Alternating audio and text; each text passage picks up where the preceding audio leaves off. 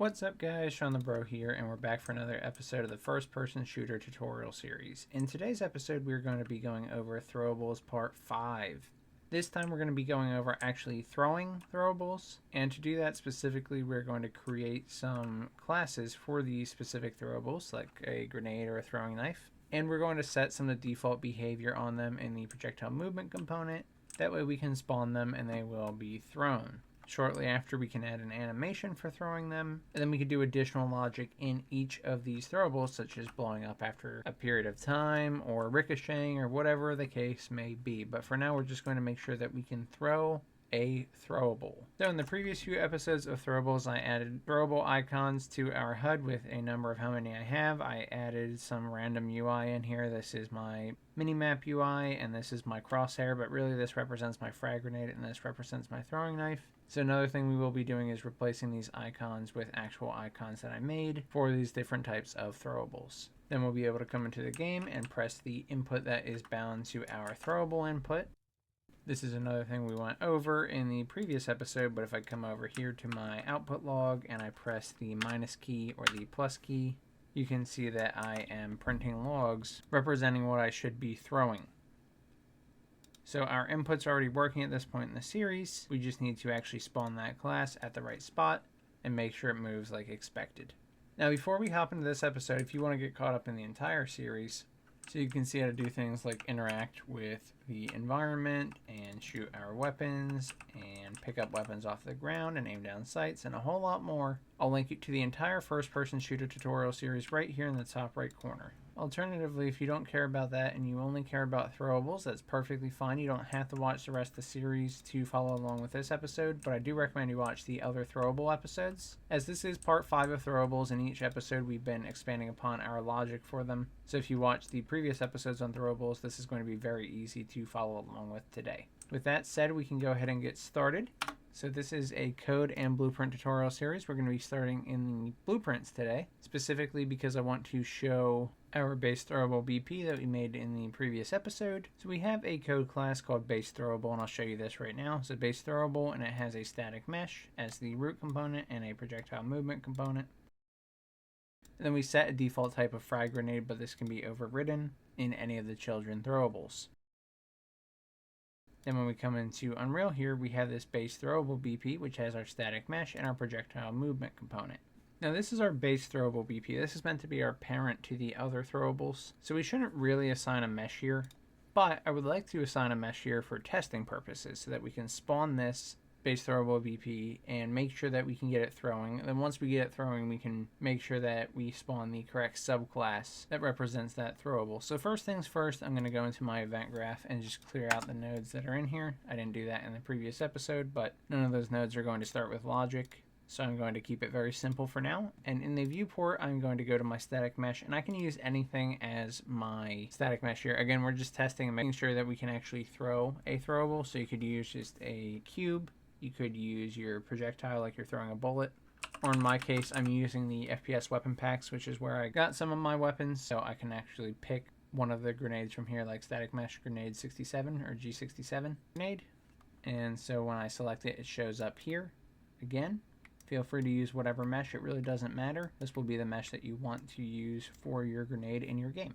Then you can compile and save, and this will give us a decent test case, but we don't have any projectile movement yet. It's all default values in here, and we're also not spawning this throwable yet when we use it. So those are the two things we need to do before we're going to see this. So at this point, we can come out of here and go into the code.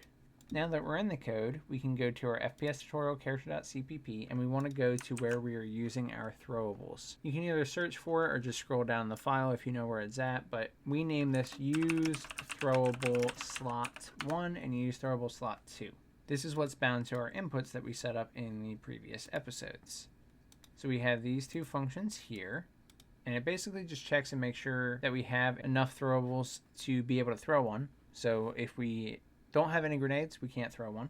Then we're going to call use throwable, which was just printing out that log that we were seeing in the output log to make sure it was working, and then we were decreasing the number of throwables that we had.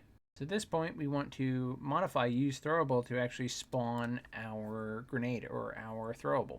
And to do this, we can spawn a throwable of the given type. if we get the world, that's how we can spawn an actor. So get world parentheses spawn actor. And we have to give it the type. This is a template function. So we have to know what type of throwable we're trying to spawn. In this case, we're just going to spawn a base throwable.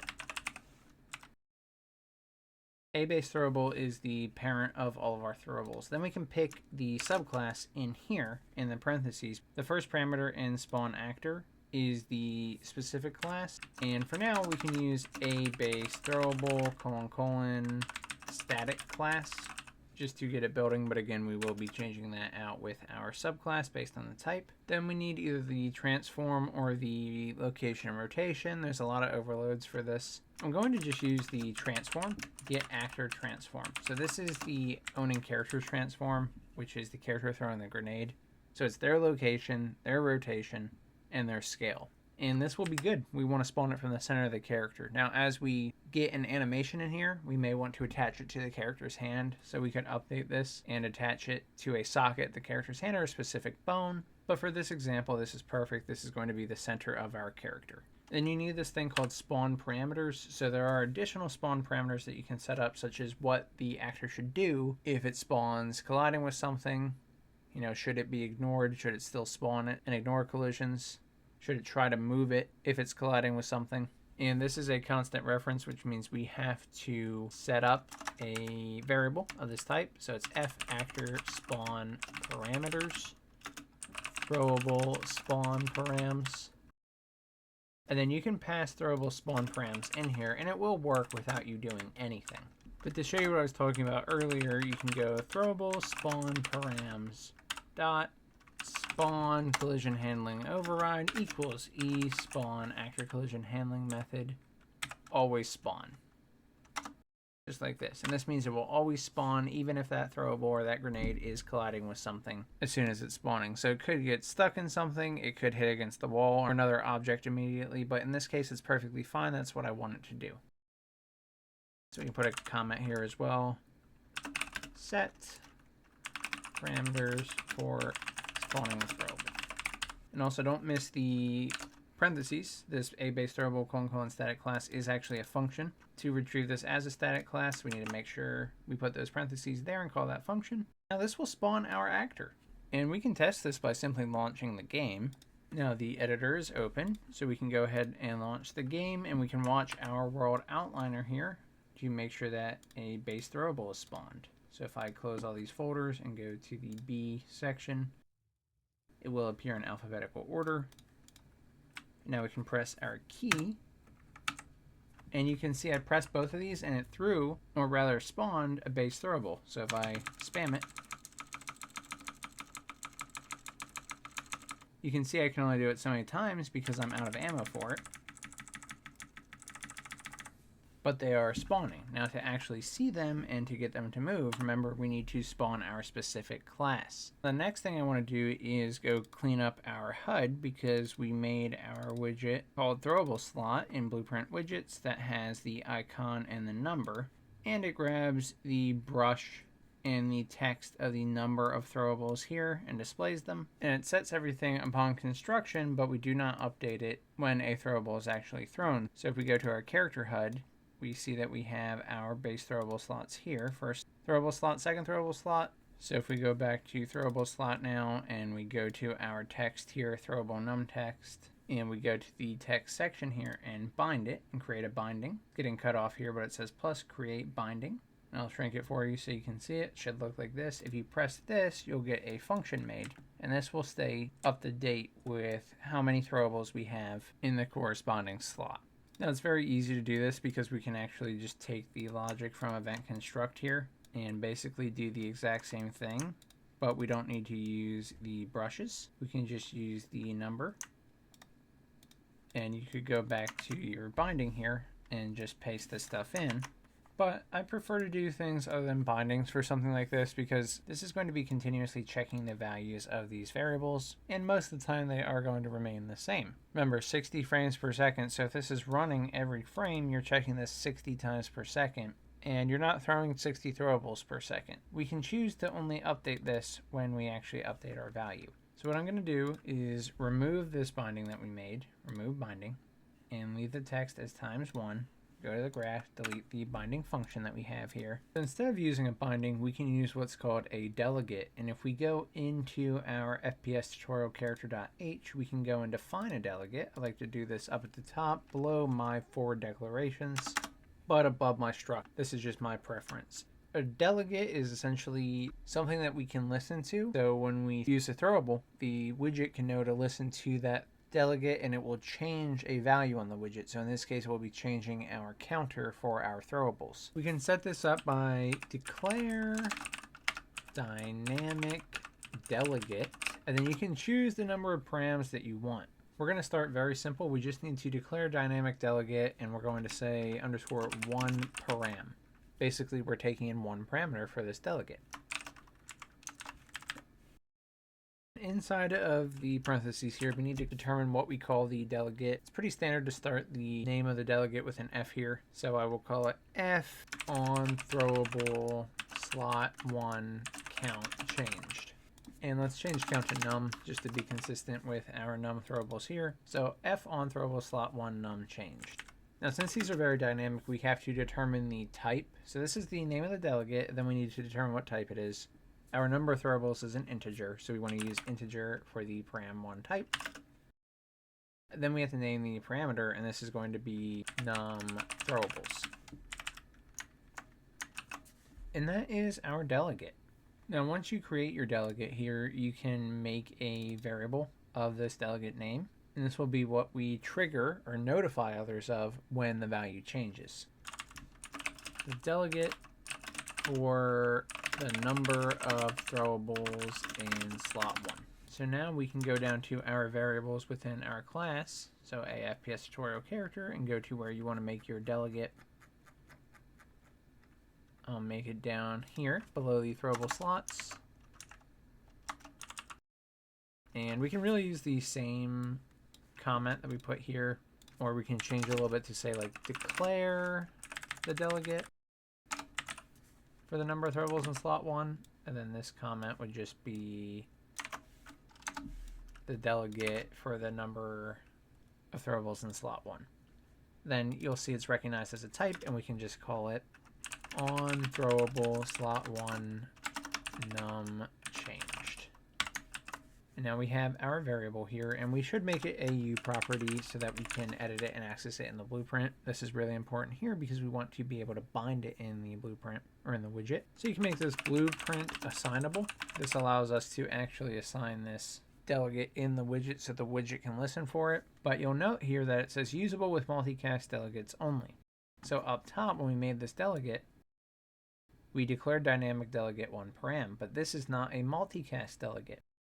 It would not work within widgets, and what we're trying to do it for is listen to this delegate in a widget. So this will work if we want to have just code, but if we want to have it in a widget, we need to add multicast here. So between the dynamic and the delegate, _ multicast. Now if we come back down here, you'll see that that got taken care of, and we can give it a category. Category equals throwable slot. Now at this point, we can launch the editor. Now the editor is back open, so we can go to our blueprint widget that we want to listen for this in, which is in our throwable slot widget. Now since we declared that delegate, that means we can listen for it elsewhere. We can't access this delegate directly though. We do need our character, and this is perfectly fine because we're already casting to our character in here because we need data from the character. If we drag off of this class now, we should be able to grab our on throwable, and you can see it here already, but on throwable slot 1 num changed, and we can bind an event to it. So now this means whenever this fires, we can trigger logic in here, and we want to add a custom event, and this will be change throwable slot 1 text. And we could make this a little bit more generic and not force it to be slot 1 and slot 2, but for complexity reasons, we can keep it like this today. Let's move everything out of the way here and just hook it up. We'll clean this up in a little bit. Basically, all we want to do is set the throwable num text based on the integer parameter that we passed into this delegate. So if we copy these nodes that we set up before, or if we just get our throwable num text that we have on this widget and type set text, in parentheses text, we'll get these nodes here. That is specifically setting this number here. And we're going to set it to the num throwables passed into that delegate. And again, this will need some cleanup, and there we go. Now the last thing we need to do is actually trigger this delegate. That way we can know to notify this widget. So we can go back to the code and go ahead and make the slot 2 now, because we know this is going to work. So declare the delegate for the number of throwables in slot 2. And we're going to call this one f on throwable slot 2 num changed. And take in num throwables. Again, we could just have a 2 parameter delegate here that has the slot number as well. Doesn't really matter. I'm just showing you different ways you can set this up. Now go down to your variables and make sure you add another one. We can just copy this guy here and make sure we change the type to f on throwable slot 2 num changed. Change the variable name and change the comment. Now we can go back into FPS tutorial character to our throwable functions, which are down here. And when we are using throwable slot 1 like this, we can broadcast our on throwable slot 1 num changed. So dot broadcast. And we have to give it the parameter that we told it we would give it, which is now first throwable slot dot num throwables. Broadcast the delegate for the number of throwables in slot 1. Now go ahead and copy this and put this in use throwable slot 2. Change the comment, change the delegate, and change the parameter. Second throwable slot dot num throwables. Now load up the editor again. Now go back into your widget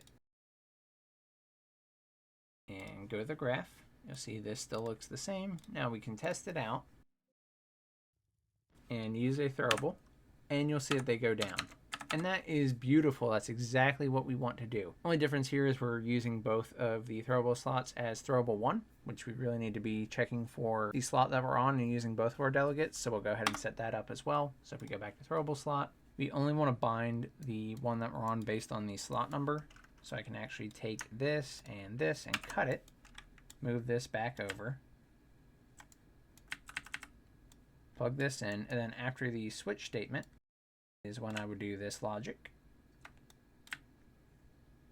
Again, we can clean all this up.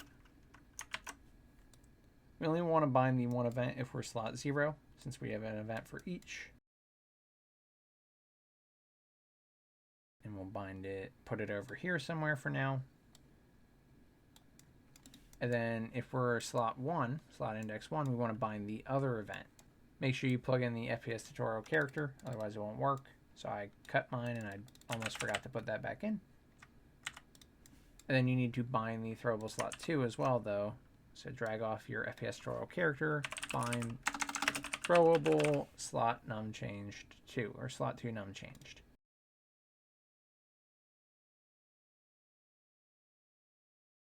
There you go. And then you can make your custom event here. So add custom event and it will do the work for you. Then change throwable slot to text. This is going to be the same thing. Only difference here is that we're only binding it when we're slot 1. And actually what that means is we don't really need the second event at all. We can do it with just one event, even without the second parameter, because we will only bind to it based on our slot number. This will still work, but it's a little bit extra. I'm going to clean all of this up, but let's just make sure that this works. And if it works, we'll be good to go. So when we throw our first projectile, or throwable, we lose 1 down here. When we throw our second, we lose 1 down here. And they are separate from each other. So now let's clean this up.